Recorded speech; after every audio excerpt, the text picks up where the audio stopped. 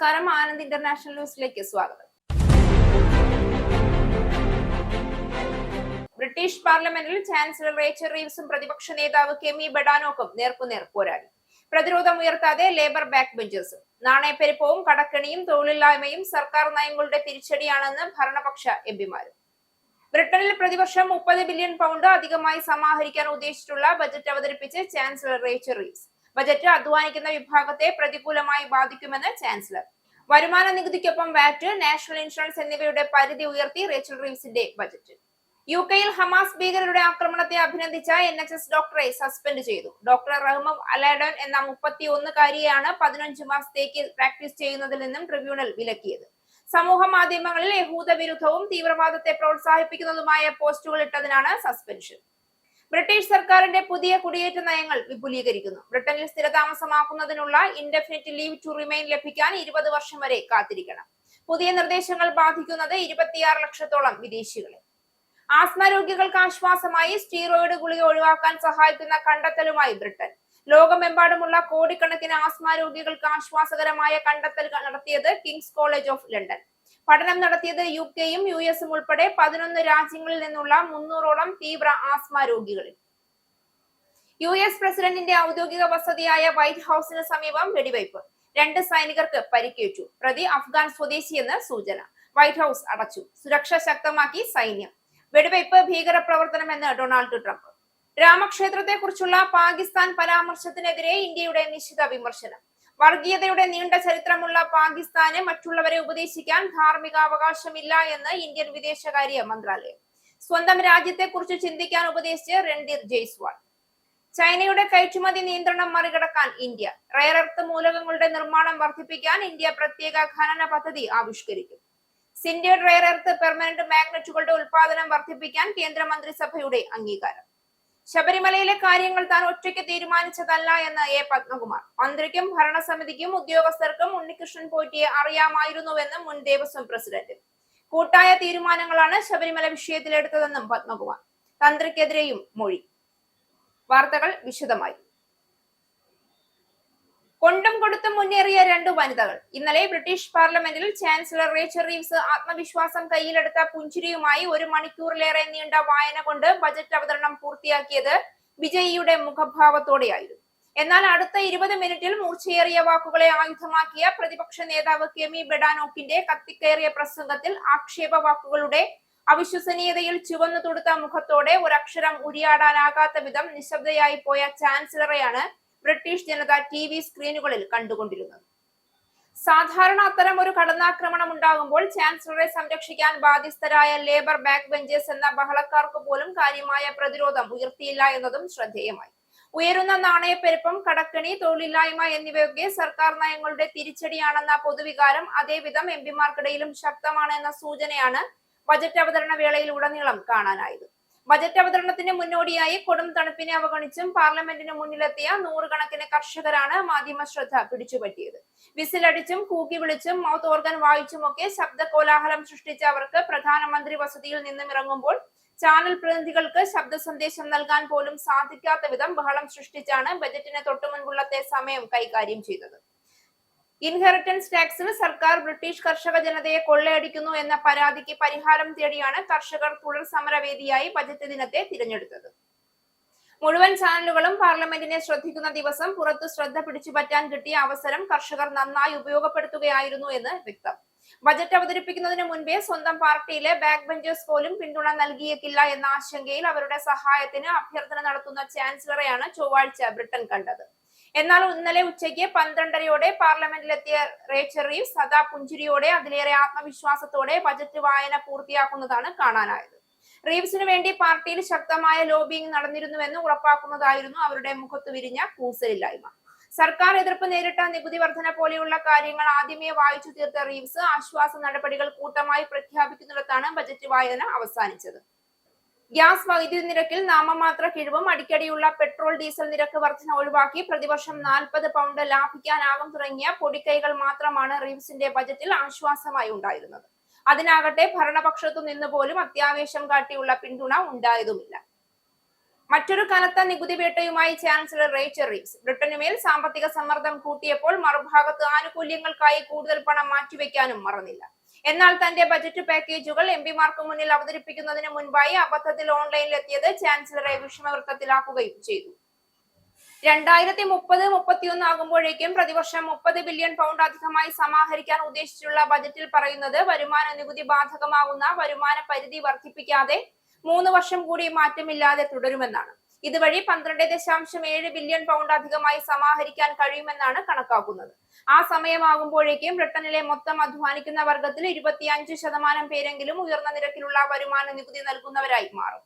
പണപ്പെരുപ്പ നിരക്ക് കണക്കിലെടുത്താൽ 2030 ആകുമ്പോഴേക്കും ഉയർന്ന നിരക്ക് നികുതി നൽകുന്നതിനുള്ള വരുമാന പരിധി 70,370 പൗണ്ട് ആകേണ്ടതാണ്. എന്നാൽ അത് 50,270 പൗണ്ടായി തുടരുന്നതിനാൽ കൂടുതൽ പേർ ഉയർന്ന നിരക്കിൽ നികുതി നൽകേണ്ടതായി വരും. GDP-യുമായി കഴിഞ്ഞ 300 വർഷക്കാലത്തിനിടയിലെ ഏറ്റവും ഉയർന്ന അനുപാതത്തിലാകും നികുതി. വരുമാന നികുതിക്കുള്ള വരുമാന പരിധി വർദ്ധിപ്പിക്കാത്തത് അധ്വാനിക്കുന്ന വിഭാഗത്തെ പ്രതികൂലമായി ബാധിക്കുമെന്നതിനാൽ അത് മരവിപ്പിച്ചു നിർത്തുന്നത് അനുവദിക്കാനാകില്ല എന്ന് 12 മാസങ്ങൾക്ക് മുൻപ് പ്രഖ്യാപിച്ച ചാൻസലർ പക്ഷേ ബജറ്റ് പ്രസംഗത്തിന് മുന്നോടിയായി പറഞ്ഞത് എല്ലാ വിഭാഗങ്ങളും രാജ്യത്തിന്റെ വളർച്ചയ്ക്കായി സംഭാവനകൾ ചെയ്യേണ്ടതുണ്ട് എന്നാണ്. മാത്രമല്ല ലേബർ പാർട്ടിയുടെ തിരഞ്ഞെടുപ്പ് മാനിഫെസ്റ്റോയിൽ വരുമാന നികുതിയുടെ നിരക്ക് വർദ്ധിപ്പിക്കില്ല എന്ന് മാത്രമേ വാഗ്ദാനം നൽകിയിട്ടുള്ളൂ എന്ന് പറഞ്ഞ് തന്റെ നടപടി വെളുപ്പിച്ചെടുക്കാനും അവർ ശ്രമിച്ചു. ആനുകൂല്യങ്ങൾക്കായി വൻ തുകകൾ മാറ്റിവെച്ച ആനുകൂല്യങ്ങളുടെ ബജറ്റ് എന്നായിരുന്നു കൺസർവേറ്റീവ് പാർട്ടി നേതാവ് കെമി ബേഡ്നോക്ക് പ്രതികരിച്ചത്. നികുതിക്ക് മേൽ നികുതി കൊണ്ടുവരികയാണ് ചാൻസലർ എന്നും അവർ കുറ്റപ്പെടുത്തി. ബജറ്റിന്റെ പ്രത്യാഘാതങ്ങൾ അബദ്ധത്തിൽ ഓഫീസ് ഫോർ ബജറ്റ് റെസ്പോൺസിബിലിറ്റി നേരത്തെ പ്രസിദ്ധീകരിച്ചത് പക്ഷേ ബജറ്റ് പ്രസംഗത്തിനു മേൽ കരിനിഴൽ വീഴ്ത്തി. തികച്ചും പ്രതിഷേധാത്മകമായ ഒരു നടപടിയാണിതെന്നായിരുന്നു ഷാഡോ ചാൻസലർ മെൽസ്ട്രൈറ്റ് പ്രതികരിച്ചത്. OBR-ന്റെ ഭാഗത്തു നിന്നുണ്ടായ ഗുരുതരമായ വീഴ്ച നിരാശപ്പെടുത്തുന്നതായി ചാൻസലറും പറഞ്ഞു. ബജറ്റിലെ പ്രധാന നിർദ്ദേശങ്ങളിലൊന്ന് 2028 മുതൽ അടുത്ത 3 വർഷക്കാലത്തേക്ക് വരുമാന നികുതി ബാധകമാകുന്ന വരുമാന പരിധി ഉയർത്താതെ മരവിപ്പിക്കുക എന്നതാണ്. ഇത് കൂടുതൽ ആളുകളെ ഉയർന്ന നിരക്കിലുള്ള നികുതി നൽകേണ്ടുന്ന ബാൻഡിലേക്ക് കൊണ്ടുവരും. ഇത്തരമൊരു നടപടി അധ്വാനിക്കുന്ന വിഭാഗത്തെ പ്രതികൂലമായി ബാധിക്കുമെന്ന് സമ്മതിച്ച ചാൻസലർ പക്ഷേ ടാക്സ് സിസ്റ്റത്തിൽ കൊണ്ടുവരുന്ന മാറ്റങ്ങൾ ധനികർ കൂടുതൽ നികുതി നൽകുമെന്ന് ഉറപ്പുവരുത്തുമെന്നും പറഞ്ഞു. വരുമാന നികുതിക്കൊപ്പം വാറ്റ്, നാഷണൽ ഇൻഷുറൻസ് എന്നിവയുടെ പരിധിയും ഉയർത്തിയില്ല. UK-യിൽ ഒക്ടോബർ 7 ഹമാസ് ഭീകരരുടെ ആക്രമണത്തെ അഭിനന്ദിച്ച NHS ഡോക്ടറെ പ്രാക്ടീസ് ചെയ്യുന്നതിൽ നിന്നും 15 മാസത്തേക്ക് വിലക്കിക്കൊണ്ട് ട്രിബ്യൂണൽ ഉത്തരവായി. സമൂഹ മാധ്യമങ്ങളിൽ യഹൂദ വിരുദ്ധവും തീവ്രവാദത്തെ പ്രോത്സാഹിപ്പിക്കുന്നതുമായ പോസ്റ്റുകൾ ഇട്ടതിനാണ് ഡോക്ടർ റൈമ അലാഡ്വാൻ എന്ന 31-കാരിക്കെതിരെ നടപടി വന്നത്. ഇസ്രായേലികൾ നാസികളെക്കാൾ മോശമാണെന്നും യഹൂദ സ്വേച്ഛാധിപത്യം എന്നുമൊക്കെ ആരോപിച്ച് എക്സിൽ പോസ്റ്റ് ചെയ്തതിനെ തുടർന്ന് ഇവർക്ക് ഡോക്ടറായി പ്രവർത്തിക്കാനുള്ള യോഗ്യതയുണ്ടോ എന്ന കാര്യത്തിലും പലരും ആശങ്ക പ്രകടിപ്പിച്ചിരുന്നു. മാത്രമല്ല ഹമാസ് ഭീകരർ നടത്തിയ ആക്രമണത്തെ ഇവർ പിന്തുണയ്ക്കുകയും ചെയ്തിരുന്നു. അതിനെ തുടർന്ന് ജനറൽ മെഡിക്കൽ കൗൺസിൽ ഇക്കാര്യത്തിൽ ഒരു അന്വേഷണം പ്രഖ്യാപിച്ചിരുന്നു. അതിന്റെ ഭാഗമായിട്ടാണ് ഇപ്പോൾ മെഡിക്കൽ പ്രാക്ടീഷണേഴ്സ് ട്രിബ്യൂണൽ സർവീസ് ഇവരെ 15 മാസത്തേക്ക് സസ്പെൻഡ് ചെയ്തിരിക്കുന്നത്. തങ്ങളുടെ കണ്ടെത്തലുകൾ ട്രൈബ്യൂണൽ അംഗീകരിക്കുകയായിരുന്നു എന്നാണ് GMC വക്താവ് പറഞ്ഞത്. അതിന്റെ ഭാഗമായിട്ടാണ് സസ്പെൻഷൻ വന്നത്. തങ്ങളുടെ അന്വേഷണം അതിവേഗം പൂർത്തിയാക്കുമെന്നും അന്തിമ റിപ്പോർട്ടിന്മേൽ നീതിപൂർവമായ വിധി പ്രതീക്ഷിക്കുന്നു എന്നും വക്താവ് അറിയിച്ചു. ബ്രിട്ടീഷ് സർക്കാരിന്റെ പുതിയ കുടിയേറ്റ നയങ്ങൾ വിശദീകരിക്കാനായി ബ്രിട്ടീഷ് ഇൻഡോ പസഫിക് കാര്യമന്ത്രി സീമ മൽഹോത്ര ഇന്ത്യയിലെത്തി. പഠനം പൂർത്തിയാക്കുന്നതോടെ സ്റ്റുഡന്റ് വിസയിലെത്തിയ വിദ്യാർത്ഥികൾ അഭയത്തിനായി അപേക്ഷിക്കുന്നത് വർദ്ധിച്ചു വരുന്നതിൽ അവർ ആശങ്കയും പ്രകടിപ്പിച്ചു. പുതിയ നിയമമനുസരിച്ച് ചില കുടിയേറ്റക്കാർക്ക് ബ്രിട്ടനിൽ സ്ഥിരതാമസം ആക്കുന്നതിനുള്ള ഇൻഡെഫിനിറ്റ് ലീവ് ടു റിമെയിൻ ലഭിക്കാൻ 20 വർഷം വരെ കാത്തിരിക്കേണ്ടതായി വരും. മറ്റുള്ളവർക്ക് ഇത് 5 വർഷമായിരുന്നത് 10 വർഷമായി നീട്ടുകയും ചെയ്തു. 2021 മുതൽ ബ്രിട്ടനിലെത്തിയ ഏകദേശം 26 ലക്ഷത്തോളം വിദേശികളെ ഈ പുതിയ നിർദ്ദേശങ്ങൾ ബാധിക്കുമെന്നാണ് കണക്കാക്കുന്നത്. കൺസർവേറ്റീവ് പാർട്ടി ഈ നയത്തെ അനുകൂലിക്കുന്നുണ്ടെങ്കിലും ലേബർ പാർട്ടിയിലെ ചില എംപിമാർ തന്നെ ഇതിനെതിരായി രംഗത്ത് വന്നിട്ടുണ്ട്. എന്നാൽ കുടിയേറ്റ സംവിധാനങ്ങളെ ദുരുപയോഗം ചെയ്യാതിരിക്കാൻ ലോകത്തിലെ മറ്റു പല രാജ്യങ്ങളും എടുക്കുന്ന നടപടികൾക്ക് സമാനമായതാണ് ബ്രിട്ടനും കൈക്കൊള്ളുന്നതെന്നാണ് ചെന്നൈയിൽ വെച്ച് സീമ മൽഹോത്ര BBC-യോട് പറഞ്ഞത്. അതേസമയം നിയമപരമായി എത്തുന്നവരെ സ്വീകരിക്കും എന്ന സന്ദേശവും ബ്രിട്ടൻ നൽകുന്നുണ്ടെന്നും അവർ കൂട്ടിച്ചേർത്തു. കഴിഞ്ഞ വർഷം മാത്രം വിവിധ രാജ്യങ്ങളിൽ നിന്നായി സ്റ്റുഡന്റ് വിസയിൽ എത്തിയ 16,000 പേരോളമാണ് ബ്രിട്ടനിൽ അഭയത്തിനായി അപേക്ഷിച്ചതെന്ന് അവർ ചൂണ്ടിക്കാണിക്കുന്നു. ഈ വർഷം ജൂൺ വരെ മറ്റൊരു 14,800 പേർ കൂടി ഈ വിധത്തിൽ അഭയത്തിനായി അപേക്ഷിച്ചിട്ടുണ്ട്. എന്നാൽ അതിൽ എത്ര ഇന്ത്യക്കാരുണ്ടെന്നത് വ്യക്തമല്ല എന്നും അവർ ചൂണ്ടിക്കാട്ടി. അതേസമയം ബ്രിട്ടീഷ് വിദ്യാഭ്യാസ മേഖലയിലേക്ക് ഏറ്റവും അധികം വിദ്യാർത്ഥികൾ എത്തുന്ന രാജ്യങ്ങളിൽ ഒന്നാണ് ഇന്ത്യയെന്നും അവർ പറഞ്ഞു. പക്ഷേ വിസ നിയമങ്ങൾ കർക്കശമാക്കിയതോടെ കഴിഞ്ഞ വർഷം ബ്രിട്ടനിലെത്തിയ ഇന്ത്യൻ വിദ്യാർത്ഥികളുടെ എണ്ണത്തിൽ 11% കുറവുണ്ടായിട്ടുണ്ട്. ലോകമെമ്പാടും കോടിക്കണക്കിന് ആളുകൾ ആസ്മ മൂലം ബുദ്ധിമുട്ടുന്നുണ്ട്. തീവ്ര ആസ്മയുള്ളവർക്ക് പലപ്പോഴും ദിവസേന സ്റ്റീറോയിഡ് ഗുളികകൾ കഴിക്കേണ്ടി വരും. എന്നാൽ ദീർഘകാലം ഈ ഗുളികകൾ ഉപയോഗിക്കുന്നത് അസ്ഥിക്ക് ബലക്ഷയം, പ്രമേഹം, അണുബാധകൾ തുടങ്ങി ഗുരുതര ആരോഗ്യ പ്രശ്നങ്ങൾക്ക് ഇടയാക്കിയേക്കാം. അങ്ങനെയിരിക്കെയാണ് ആസ്മ രോഗികൾക്ക് ആശ്വാസമായി സ്റ്റീറോയിഡ് ഗുളിക ഒഴിവാക്കാൻ സഹായിക്കുന്ന കണ്ടെത്തലുമായി കിങ്സ് കോളേജ് ലണ്ടന്റെ ഗവേഷണം വന്നിരിക്കുന്നത്. UK-യിൽ തന്നെ ആസ്മ വലിയൊരു ആരോഗ്യ പ്രശ്നമായി തുടരുന്നതിനാൽ നല്ലൊരു പരിഹാരത്തിനായി രോഗികളും ഡോക്ടർമാരും വളരെ കാലമായി കാത്തിരിക്കുകയായിരുന്നു. കിങ്സ് കോളേജ് ലണ്ടൻ നയിച്ച അന്തർദേശീയ പഠന റിപ്പോർട്ടിലുള്ളത് UK, US, ഫ്രാൻസ്, ജർമ്മനി ഉൾപ്പെടെ 11 രാജ്യങ്ങളിൽ നിന്നുള്ള ഏകദേശം 300 തീവ്ര ആസ്മ രോഗികൾ ഈ പഠനത്തിൽ പങ്കെടുത്തു എന്നാണ്. ഇവർ മാസം തോറും ടെസപെല്യുമാവ് എന്ന ഇഞ്ചക്ഷൻ സ്വീകരിച്ചു. ഒരു വർഷം കഴിഞ്ഞപ്പോൾ പകുതിയിലധികം പേർ സ്റ്റീറോയിഡ് ഗുളികകൾ പൂർണ്ണമായി നിർത്തുകയോ വളരെ കുറയ്ക്കുകയോ ചെയ്തു. UK-യിലെ ആസ്മ രോഗികൾക്കും ഇതിന്റെ ഗുണം വേഗത്തിൽ ലഭിക്കുമെന്നാണ് പ്രതീക്ഷ. 6 മാസത്തിനുള്ളിൽ തന്നെ 1/3 പേർ സ്റ്റീറോയിഡ് ഉപയോഗം പൂർണ്ണമായി നിർത്തിയത് ഗവേഷകർ വലിയ മുന്നേറ്റമായി വിലയിരുത്തുന്നു. ശ്വാസമുട്ടലുകൾ വല്ലാതെ കുറയും, ശ്വാസകോശ പ്രവർത്തനം മെച്ചപ്പെടും, ജീവിത നിലവാരം ഉയരും എന്നെല്ലാമാണ് പുതിയ ചികിത്സാ രീതിയുടെ ഗുണഫലമായി ആരോഗ്യ വിദഗ്ധർ ചൂണ്ടിക്കാണിക്കുന്നത്. പഠനഫലങ്ങൾ UK-യിൽ നടന്ന ബ്രിട്ടീഷ് thoracic സൊസൈറ്റി സമ്മേളനത്തിൽ അവതരിപ്പിച്ചതോടെ ഈ ഇഞ്ചക്ഷൻ രാജ്യത്തെ തീവ്ര ആസ്മ രോഗികൾക്ക് വലിയൊരു മാറ്റമാകുമെന്നാണ് പ്രതീക്ഷിക്കപ്പെടുന്നത്. UK-യിൽ ബജറ്റിലെ ആശങ്കകൾക്കിടെ തെല്ലാശ്വാസമായി ഏപ്രിൽ മുതൽ മിനിമം വേതനം വർദ്ധിക്കുന്നു. സാധാരണക്കാർക്ക് ആശ്വാസമാകുന്നതാണ് ഇത്. 27 ലക്ഷത്തോളം പേർക്ക് പ്രയോജനകരമാണ് പുതിയ പ്രഖ്യാപനം. ഏപ്രിൽ മുതൽ മിനിമം വേതനം വർദ്ധിപ്പിക്കുമെന്ന് സർക്കാർ വ്യക്തമാക്കി. 21 വയസ്സിന് മുകളിൽ പ്രായമുള്ളവർക്ക് മണിക്കൂറിൽ 50 പെൻസ് വർദ്ധിപ്പിച്ച് 12.71 പൗണ്ടാക്കും മിനിമം വേതനം. 18-നും 20-നും ഇടയിൽ പ്രായമുള്ളവരുടെ വേതനത്തിൽ 85 പെൻസിന്റെ വർധനവ് വരുത്തി മണിക്കൂറിന് 10.85 പൗണ്ട് ആക്കിയിട്ടുണ്ട്. അപ്രന്റീസുമാർക്ക് 45 പെൻസ് വർദ്ധിപ്പിച്ച് മണിക്കൂറിന് 8 പൗണ്ടുമാക്കും. എന്നാൽ വേതന വർധനവിൽ തൊഴിലുടമകൾ ആശങ്കയിലാണ്. നാഷണൽ ഇൻഷുറൻസിലെ തൊഴിലുടമയുടെ വിഹിതം വർദ്ധിപ്പിച്ചതും ബിസിനസ് നടത്തുന്നതിലെ വർദ്ധിപ്പിച്ച ചെലവുകളിലും നിരാശയിലാണ് പലരും. ജോലിക്കാരുടെ എണ്ണത്തിൽ കുറവ് വരുത്താതെ തരമില്ല എന്ന അവസ്ഥയിലാണ് തൊഴിലുടമകളുടെ വാദം. മിനിമം വേതനം വർദ്ധിപ്പിക്കുമ്പോൾ കൂടുതൽ ജീവനക്കാരെ ഉൾക്കൊള്ളാൻ തങ്ങൾക്കാകില്ല എന്നും ഇവർ വ്യക്തമാക്കുന്നു. തൊഴിലില്ലായ്മ ഉയരാൻ ഇത് കാരണമാകും. സമ്പദ് വ്യവസ്ഥയ്ക്ക് ദോഷകരമായേക്കാവുന്ന ചില നീക്കമാണ് സർക്കാർ നടത്തുന്നതെന്നും വിമർശനമുണ്ട്. സ്ഥാപനങ്ങൾ പലതും അടച്ചുപൂട്ടൽ വക്കിൽ നിൽക്കെ ജീവനക്കാരുടെ വേതന വർധനവ് തൊഴിൽദാതാവിന്റെ സമ്മർദ്ദം കൂട്ടും. പലരും ടാക്സ് വർധനവിൽ പ്രതിസന്ധിയിലാണ്. പുതിയ നയം വിപരീത ഫലം ചെയ്യുമെന്നാണ് പ്രതിപക്ഷവും കുറ്റപ്പെടുത്തുന്നത്. നാഷണൽ ഇൻഷുറൻസ് വീതം കൂട്ടിയതോടെ പല ചെറുകിട സ്ഥാപനങ്ങളും കടുത്ത പ്രതിസന്ധിയിലായിരുന്നു. ബ്രിട്ടനിലെ ഡ്രൈവിംഗ് ടെസ്റ്റിലെ പുതിയ മാറ്റങ്ങൾ തിങ്കളാഴ്ച മുതൽ നിലവിൽ വന്നു. പുതിയതായി വന്ന മാറ്റങ്ങൾ അനുസരിച്ച് മത്സരാർത്ഥികൾ കൂടിയ വേഗത പരിധിയുള്ള റോഡുകളിൽ ദീർഘനേരം ടെസ്റ്റ് നടത്തേണ്ടതായുണ്ട്. ടെസ്റ്റിന് ശേഷം മിക്ക ഡ്രൈവർമാരും അഭിമുഖീകരിക്കേണ്ടി വരുന്ന യഥാർത്ഥ സാഹചര്യത്തിലെ ഡ്രൈവിംഗ് രീതി പ്രതിഫലിക്കുന്ന രീതിയിലുള്ള പരിശോധനയാണ് driver and vehicle standard agency കൊണ്ടുവന്നിരിക്കുന്നത്. ഈ പുതിയ രീതി ഈ വർഷം ആദ്യം ബ്രിട്ടനിലെ 20 ടെസ്റ്റ് കേന്ദ്രങ്ങളിൽ പരീക്ഷണാടിസ്ഥാനത്തിൽ നടപ്പാക്കിയിരുന്നു.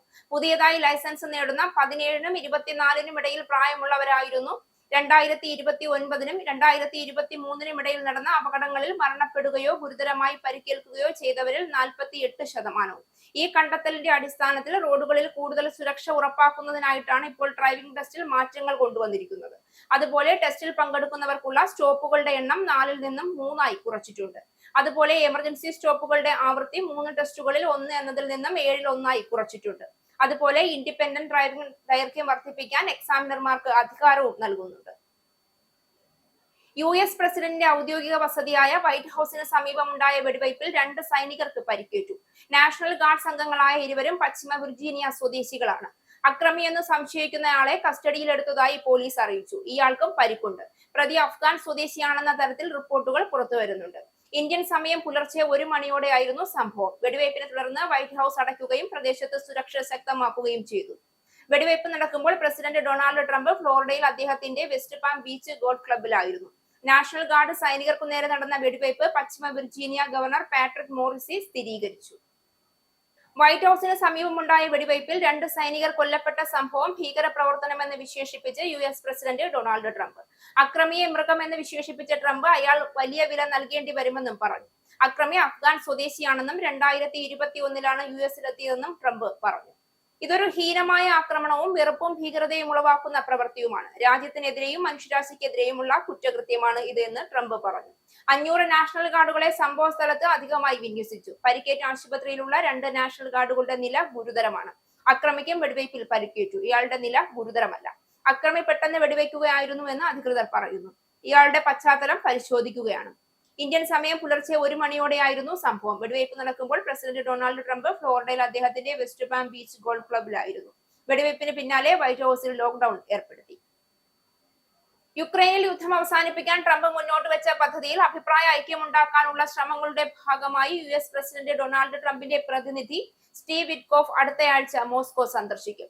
വിറ്റ്കോഫിന്റെ സന്ദർശന വിവരം റഷ്യ സ്ഥിരീകരിച്ചു.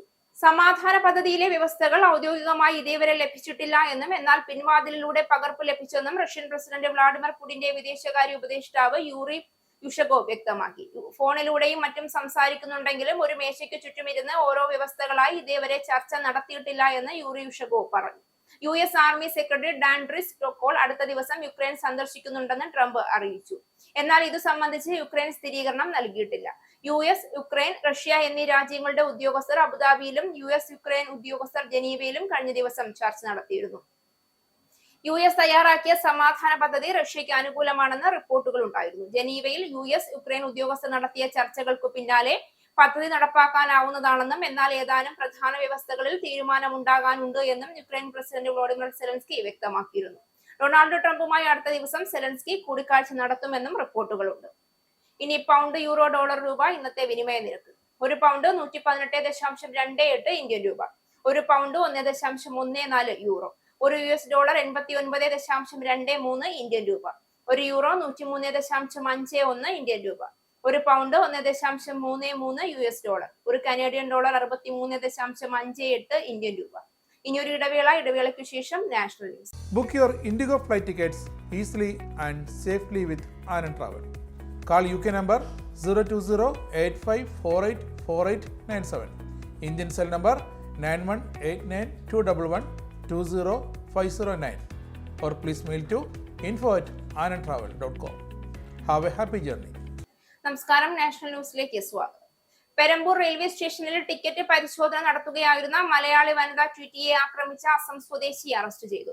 ടിക്കറ്റ് എടുക്കാതെ യാത്ര ചെയ്തത് ചോദ്യം ചെയ്തതിനെ തുടർന്ന് ഇയാൾ അക്രമാസക്തനാവുകയായിരുന്നു എന്ന് ആക്രമണം നേരിട്ട തൃപ്പൂണിത്തുറ സ്വദേശി ശാരദ നാരായണ പറഞ്ഞു.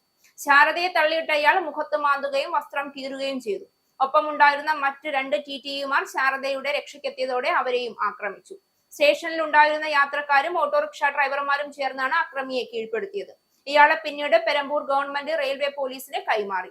മുഖത്തും ശരീരത്തിലും മുറിവേറ്റ ശാരദ ആശുപത്രിയിൽ ചികിത്സ തേടി. അസം കരിങ്കഞ്ച് സ്വദേശി അബ്ദുൾ റഹ്മാനാണ് പിടിയിലായതെന്ന് പോലീസ് പറഞ്ഞു. ജോലി തേടി ചെന്നൈയിലെത്തിയതാണെന്നാണ് പോലീസിന് മൊഴി നൽകിയത്. ഇയാൾ ലഹരി ഉപയോഗിച്ചിരുന്നതായും പോലീസ് സംശയിക്കുന്നു. സംഭവത്തെ തുടർന്ന് ടിക്കറ്റ് പരിശോധകർക്ക് തൊഴിൽ സുരക്ഷ ഉറപ്പാക്കണമെന്ന് ആവശ്യപ്പെട്ട് പെരമ്പൂർ, എഗ്മൂർ, ചെന്നൈ ബീച്ച്, താമ്പരം സ്റ്റേഷനുകളിൽ TTEമാർ പ്രതിഷേധിച്ചു. വർഗീയതയുടെയും ന്യൂനപക്ഷ അടിച്ചമർത്തലുകളുടെയും നീണ്ട ചരിത്രമുള്ള പാകിസ്ഥാന് മറ്റുള്ളവരെ ഉപദേശിക്കാൻ ധാർമ്മിക അവകാശമില്ല എന്ന് ഇന്ത്യൻ വിദേശകാര്യ മന്ത്രാലയം. രാമക്ഷേത്രത്തിലെ പതാക ഉയർത്തൽ ചടങ്ങിനെ കുറിച്ചുള്ള പാകിസ്ഥാൻ പരാമർശത്തിനെതിരെയാണ് ഇന്ത്യയുടെ വിമർശനം. കപട പ്രസംഗങ്ങൾ നടത്തുന്നതിനു പകരം പാകിസ്ഥാൻ ദയനീയമായ സ്വന്തം മനുഷ്യാവകാശം സംബന്ധിച്ച രേഖകളിൽ ശ്രദ്ധ കേന്ദ്രീകരിക്കണമെന്നും വിദേശകാര്യ മന്ത്രാലയ വക്താവ് രൺധീർ ജയ്സ്വാൾ പറഞ്ഞു. പരാമർശങ്ങൾ അർഹിക്കുന്ന പുച്ഛത്തോടെ തള്ളിക്കളയുന്നു. വർഗീയത, അടിച്ചമർത്തൽ, ന്യൂനപക്ഷങ്ങളെ അവഗണിക്കൽ എന്നിവയുടെ കറപുരണ്ട ചരിത്രമുള്ള രാജ്യമെന്ന നിലയിൽ മറ്റുള്ളവരെ ഉപദേശിക്കാൻ പാകിസ്ഥാന് ധാർമ്മികമായി അവകാശമില്ല. കപടമായ പ്രസംഗങ്ങൾ നടത്തുന്നതിന് പകരം പാകിസ്ഥാൻ സ്വന്തം രാജ്യത്തേക്ക് നോക്കുകയും ദയനീയമായ മനുഷ്യാവകാശ രേഖകളിൽ ശ്രദ്ധ കേന്ദ്രീകരിക്കുകയും ചെയ്യുന്നതാണ് നല്ലത് എന്ന് രൺധീർ ജയ്സ്വാൾ കൂട്ടിച്ചേർത്തു. രാമക്ഷേത്രത്തിലെ പതാക ഉയർത്തൽ ഇന്ത്യയിലെ മതന്യൂനപക്ഷങ്ങൾക്കു മേലുള്ള വർദ്ധിച്ചുവരുന്ന സമ്മർദ്ദത്തിന്റെ ഭാഗവും മുസ്ലിം പൈതൃകം ഇല്ലാതാക്കാനുള്ള ശ്രമവുമാണ് എന്നാണ് പാകിസ്ഥാന്റെ ആരോപണം. റെയർ എർത്ത് മൂലകങ്ങളുടെ നിർമ്മാണം വർദ്ധിപ്പിക്കാൻ ലക്ഷ്യമിട്ട് പ്രത്യേക ഖനന പദ്ധതി ആവിഷ്കരിച്ച് ഇന്ത്യ. ഇലക്ട്രിക് വാഹനങ്ങൾ, പുനരുപയോഗ ഊർജം, പ്രതിരോധ മേഖല എന്നിവയിലുടനീളം ഉപയോഗിക്കുന്ന സിൻറ്റേഡ് റെയർ എർത്ത് പെർമനന്റ് മാഗ്നറ്റുകളുടെ ഉൽപാദനം വർദ്ധിപ്പിക്കുന്നതിനുള്ള പുതിയ സംരംഭത്തിന് കേന്ദ്ര മന്ത്രിസഭ അംഗീകാരം നൽകി. റെയർ എർത്ത് മാഗ്നറ്റ് സാമഗ്രികളുടെ കയറ്റുമതിയിൽ ചൈന നിയന്ത്രണങ്ങൾ കർശനമാക്കിയ സാഹചര്യത്തിലാണ് ഇന്ത്യയുടെ പുതിയ നീക്കം. പ്രതിവർഷം 6000 മെട്രിക് ടൺ പൂർണ്ണമായി സംയോജിപ്പിച്ച REPM നിർമ്മാണ ശേഷി കൈവരിക്കുക എന്നതാണ് ഇന്ത്യ ലക്ഷ്യമിടുന്നത്. ഇതിനായി 7280 കോടി രൂപയുടെ സാമ്പത്തിക പാക്കേജിന് സർക്കാർ അനുമതി നൽകി. 6450 കോടി രൂപ 5 വർഷത്തേക്ക് വിൽപ്പനയുമായി ബന്ധപ്പെട്ടും 750 കോടി രൂപ അടിസ്ഥാന സൗകര്യ വികസനത്തിനുമായും നൽകും. റെയർ എർത്ത് ഓക്സൈഡുകളെ ലോഹങ്ങളാക്കി മാറ്റുക, ലോഹങ്ങളെ അലോയ്കളാക്കി മാറ്റുക, കാന്തങ്ങൾ നിർമ്മിക്കുക എന്നിങ്ങനെയുള്ള മുഴുവൻ പ്രക്രിയയും ഇതിൽ ഉൾപ്പെടും. നിലവിൽ ഇന്ത്യയുടെ REPM ആവശ്യകതകൾ മിക്കവാറും ഇറക്കുമതിയിലൂടെയാണ് നിറവേറ്റുന്നത്. 2030 ആവശ്യം ഇരട്ടിയാകുമെന്നാണ് പ്രതീക്ഷിക്കുന്നത്. അതിനാൽ വിതരണം ഉറപ്പാക്കാൻ ഇവിടെ തന്നെ പുതിയ സംരംഭം വികസിപ്പിക്കുക എന്നതാണ് സർക്കാർ ലക്ഷ്യമിടുന്നത്. റെയർ എർത്ത് മാഗ്നറ്റുകളുടെ ഉൽപാദനം ഏറ്റവും കൂടുതലായി നടത്തുന്ന ചൈന ഈ രംഗത്തെ കുത്തക രാജ്യമാണ്. ആഗോള വിപണിയുടെ 90% നിയന്ത്രിക്കുന്നത് ചൈനയാണ്. ഈ ആധിപത്യം അവർ രാഷ്ട്രീയ നേട്ടങ്ങൾക്കായി ഉപയോഗിക്കുന്നുണ്ട്. റെയർ എർത്ത് ഉൽപ്പന്നങ്ങളുടെ കയറ്റുമതിയിൽ ചൈന നിയന്ത്രണങ്ങൾ കർശനമാക്കുന്നത് ഇന്ത്യക്ക് വെല്ലുവിളി ഉയർത്തുന്ന സാഹചര്യത്തിലാണ് ഇന്ത്യ പുതിയ പദ്ധതി കൊണ്ടുവരുന്നത്. കേരളമടക്കമുള്ള 10 സംസ്ഥാനങ്ങളിൽ ഇടതു തീവ്രവാദം നിലനിൽക്കുന്നതായി കേന്ദ്ര ആഭ്യന്തര മന്ത്രാലയം. 10 വർഷത്തിനിടെ കേരളത്തിൽ 2 തീവ്രവാദികൾ കീഴടങ്ങി. ഇക്കാലയളവിൽ ഇടതു തീവ്രവാദികളെ കൊലപ്പെടുത്തുകയോ അവരുടെ ആക്രമണത്തിൽ ആരെങ്കിലും കൊല്ലപ്പെടുകയോ ചെയ്തിട്ടില്ല എന്ന് വിവരാവകാശ പ്രവർത്തകനായ രാജു വാഴക്കാലയ്ക്ക് കേന്ദ്ര ആഭ്യന്തര മന്ത്രാലയം നൽകിയ മറുപടിയിൽ പറയുന്നു. കേരളത്തിൽ ഏതു ജില്ലയിലാണ് ഇടതു തീവ്രവാദ സാന്നിധ്യമുള്ളതെന്ന് മറുപടിയിലില്ല. 2017, 2021 വർഷങ്ങളിൽ ഓരോ തീവ്രവാദികളാണ് കേരള പോലീസിന് മുൻപാകെ കീഴടങ്ങിയത്. കേരളത്തിനു പുറമെ ബംഗാൾ, ഒഡീഷ, തെലങ്കാന, മധ്യപ്രദേശ്, മഹാരാഷ്ട്ര, ഛത്തീസ്ഗഡ്, ജാർഖണ്ഡ്, ബീഹാർ, ആന്ധ്രാപ്രദേശ് എന്നിവിടങ്ങളിലാണ് ഇടതുപക്ഷ തീവ്രവാദം റിപ്പോർട്ട് ചെയ്തിട്ടുള്ളത്. ശബരിമലയിലെ കാര്യങ്ങൾ താൻ ഒറ്റയ്ക്ക് തീരുമാനിച്ചതല്ല എന്നും ഭരണസമിതിയോട് ആലോചിച്ചാണ് തീരുമാനമെടുത്തതെന്നും ദേവസ്വം ബോർഡ് മുൻ പ്രസിഡന്റും MLA-യുമായിരുന്ന A. പത്മകുമാറിന്റെ മൊഴി. സ്വർണ്ണപ്പാളി കേസിലെ 1-ാം പ്രതി ഉണ്ണികൃഷ്ണൻ പോറ്റിയെ അറിയാമായിരുന്നു. ശബരിമലയിലെ നിത്യ സന്ദർശകനായിരുന്നു പോറ്റി. മറ്റുള്ള ഉദ്യോഗസ്ഥർക്കും പോറ്റിയെ പരിചയമുണ്ടായിരുന്നു. കൂട്ടായ തീരുമാനങ്ങളാണ് ശബരിമല വിഷയത്തിൽ എടുത്തതെന്നും മൊഴിയിലുണ്ട്. ഇന്ന് പത്മകുമാറിനെ വിശദമായി ചോദ്യം ചെയ്യും. പത്മകുമാറിനെ ഇന്ന് വൈകിട്ട് 4 വരെയാണ് കൊല്ലം വിജിലൻസ് കോടതി പ്രത്യേക അന്വേഷണ സംഘത്തിന്റെ കസ്റ്റഡിയിൽ വിട്ടിട്ടുള്ളത്. പത്മകുമാറിന്റെ വിദേശ യാത്രകളെയും സാമ്പത്തിക ഇടപാടുകളെ കുറിച്ചും വ്യക്തത വരുത്തണം. കേസിലെ മറ്റു പ്രതികളുമായുള്ള ബന്ധം അന്വേഷിക്കണം തുടങ്ങിയ ആവശ്യങ്ങളാണ് പ്രോസിക്യൂഷൻ ഉന്നയിച്ചത്. ശബരിമല മുൻ അഡ്മിനിസ്ട്രേറ്റീവ് ഓഫീസർ B. മുരാരി ബാബുവിന്റെ ജാമ്യാപേക്ഷ കോടതി ഇന്നലെ തള്ളി. മുരാരി ബാബു അഡ്മിനിസ്ട്രേറ്റീവ് ഓഫീസറായി ചാർജ് എടുക്കുന്നതിന് മുൻപ് തന്നെ ഉണ്ണികൃഷ്ണൻ പോറ്റിക്ക് കട്ടിളപ്പാളികൾ നൽകാൻ ഉത്തരവായെന്ന് പ്രതിഭാഗം വാദിച്ചെങ്കിലും കൈമാറ്റം നടന്നപ്പോൾ മഹസർ തയ്യാറാക്കാത്തത് കുറ്റകരമായ അനാസ്ഥയാണെന്ന് കോടതി വിലയിരുത്തി. ഗൂഢാലോചനയിൽ മുരാരി ബാബുവിന് സജീവ പങ്കുണ്ടെന്നും മുഖ്യപ്രതി ഉണ്ണികൃഷ്ണൻ പോറ്റിയുമായി അടുത്ത ബന്ധമുണ്ടായിരുന്നതായും പ്രോസിക്യൂഷൻ വാദിച്ചു. കേന്ദ്രം പാസാക്കിയ ലേബർ കോഡിനെ കുറിച്ച് സംസ്ഥാനത്തെ ട്രേഡ് യൂണിയനുകളുമായി തൊഴിൽ മന്ത്രി V. ശിവൻകുട്ടി ചർച്ച നടത്തിയത് കരട് ചട്ടം വിജ്ഞാപനം ചെയ്ത് 6 മാസത്തിനു ശേഷം. 2021 ഡിസംബർ 15-നും 30-നുമായി 4 ലേബർ കോഡിന്റെയും കരട് ചട്ടങ്ങൾ വിജ്ഞാപനം ചെയ്തപ്പോൾ അഭിപ്രായം അറിയിക്കാൻ 45 ദിവസമാണ് അനുവദിച്ചത്. എന്നാൽ യൂണിയൻ നേതാക്കളുമായി ചർച്ചയ്ക്ക് ശില്പശാല വിളിച്ചത് 2022 ജൂലൈയിൽ. കരട് ചട്ടം തയ്യാറാക്കിയത് ഈ യോഗത്തിൽ ട്രേഡ് യൂണിയനുകളെ അറിയിച്ചിരുന്നെന്ന് മന്ത്രി ശിവൻകുട്ടിയും ചർച്ച നടത്തിയതല്ലാതെ കരട് വിജ്ഞാപനം ചെയ്ത വിവരം അറിയിച്ചിട്ടില്ല എന്ന് യൂണിയൻ നേതാക്കളും നിലപാടെടുത്തതോടെ കരട് ചട്ടം സർക്കാർ ട്രേഡ് യൂണിയൻ ബന്ധത്തിൽ കരടായി. ലേബർ കോഡ് പ്രാബല്യത്തിലാക്കി കഴിഞ്ഞ ശനിയാഴ്ച കേന്ദ്ര സർക്കാർ വിജ്ഞാപനം ഇറക്കിയപ്പോൾ കേരളത്തിൽ ചട്ടം രൂപീകരിക്കുന്നത് ട്രേഡ് യൂണിയനുകളുമായി വിശദമായ ചർച്ചയ്ക്കു ശേഷമായിരിക്കുമെന്നായിരുന്നു മന്ത്രിയുടെ പ്രഖ്യാപനം. എന്നാൽ ചർച്ചയില്ലാതെ കേരളം കരട് ചട്ടം ഇറക്കിയെന്ന വാർത്തയ്ക്ക് പിന്നാലെയാണ് 4 വർഷം മുൻപ് കരട് പുറത്തിറക്കിയെന്ന് മന്ത്രി മാധ്യമങ്ങൾക്ക് മുന്നിൽ സമ്മതിച്ചത്.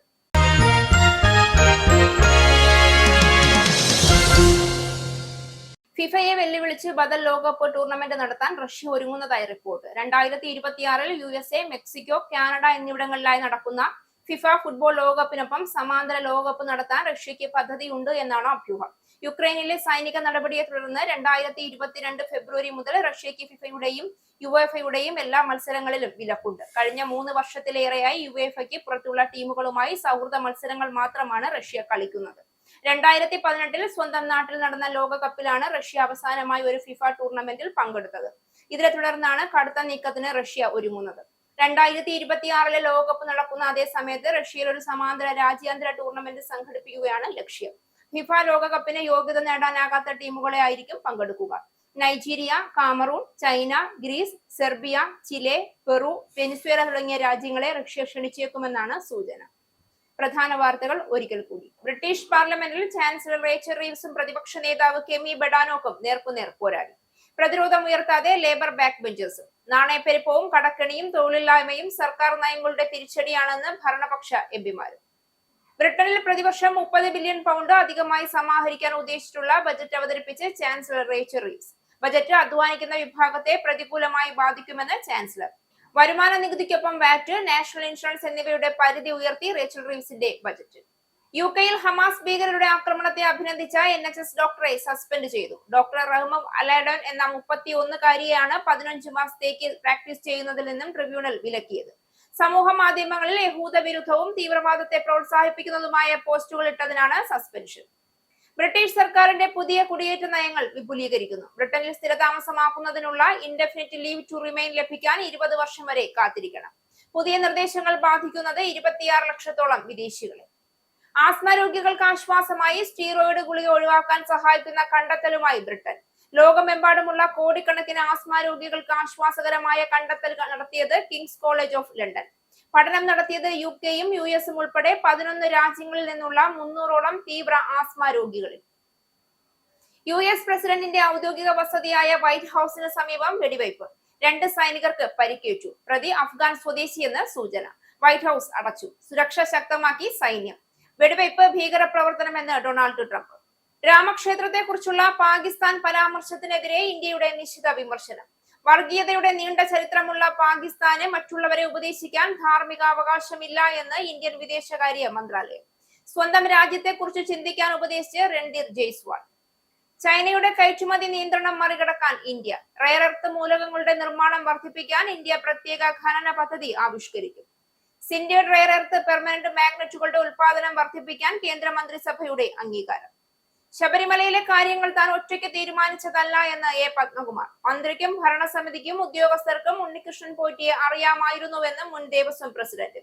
കൂട്ടായ തീരുമാനങ്ങളാണ് ശബരിമല വിഷയത്തിലെടുത്തതെന്നും പത്മകുമാർ. തന്ത്രിക്കെതിരെയും മൊഴി. ഈ ന്യൂസ് ബുള്ളറ്റിൻ അവസാനിച്ചു. നന്ദി.